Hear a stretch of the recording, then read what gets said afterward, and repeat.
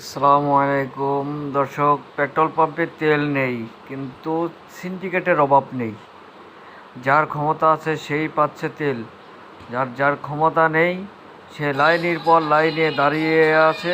একটা মানুষ তার দিকে তাকাচ্ছে না যে ওই বিচারাগুলো রোদের ভিতরে দাঁড়িয়ে আছে, তাদেরকে তেল দিতে হবে বোতলের তেল না দিয়ে। এখানে ক্ষমতা যারই আছে সেই ক্ষমতা ব্যবহার করে সে তার মতনই তেল নিয়ে যাচ্ছে। এদিকে বাইকাররা বসে রয়েছে, কিন্তু বোতলালারা ওরা বিন্দাস তেল নিয়েই যাচ্ছে। প্রশাসনের দৃষ্টি আকর্ষণ করছে যেন একটু এইসব নজরে রাখে, না হলে যারা কর্মজীবী এরা কলম বিরতি পাচ্ছে না গাড়ির তেলের অভাবে।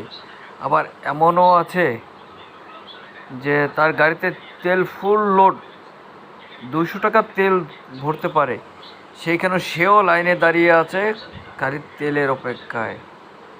কি বুঝলেন বাংলাদেশ সিন্ডিকেট?